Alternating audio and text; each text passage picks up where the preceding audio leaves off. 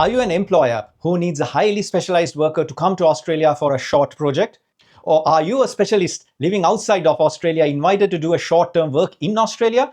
Then you need to know about the temporary work short stay specialist subclass 400 visa. Oh, by the way, please make sure that you get professional advice from qualified lawyers, not from dodgy agents who pretend to be Australian lawyers. In my opinion, based on 26 years of experience, the industry has serious problems. An article revealed that around 70% of migration agents do not renew their license in the first year.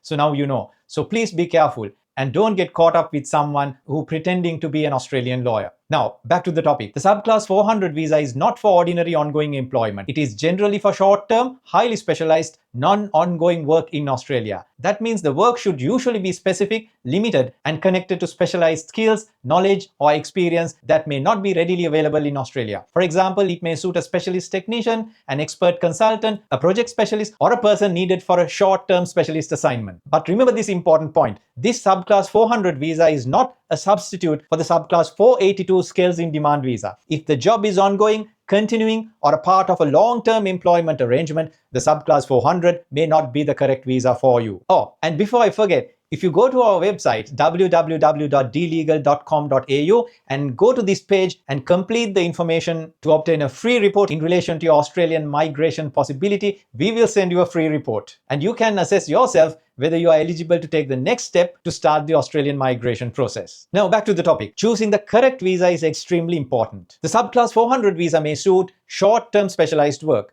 The other visa, which is a subclass 408 visa, may be more suitable for some temporary activities, events, social, cultural, religious, sporting, or entertainment-related activities depending on the situation. The subclass 482 visa may be more suitable where an Australian employer wants to sponsor a skilled worker for a longer employment role. And remember that visa, the 482 visa, does not have an age limit as well. So don't just apply for a visa because the name sounds close. You must match the visa to the actual activity. Now the key questions before applying for a 400 subclass visa, you must ask yourself.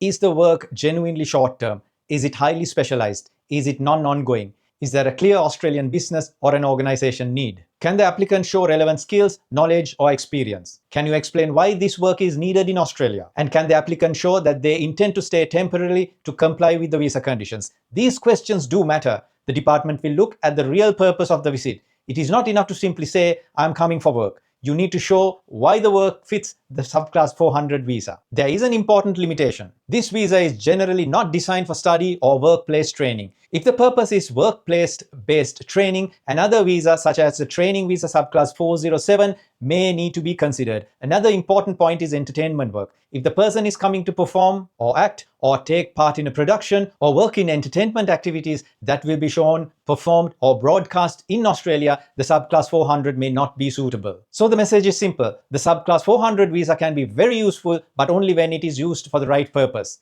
It is best suited for short-term, highly specialized work. It is not for ongoing employment, not for general labor, and not a backdoor way to avoid proper employer sponsorship. If you need advice from an Australian lawyer, please visit www.dlegal.com.au and go to this link and make an appointment. Do yourself a favor and do not get caught to fraudulent agents who pretend to be Australian lawyers. If you want to stay updated with valuable information and tips, do subscribe to our channels and hit the like button as well. Until we see you next time, be good and be safe.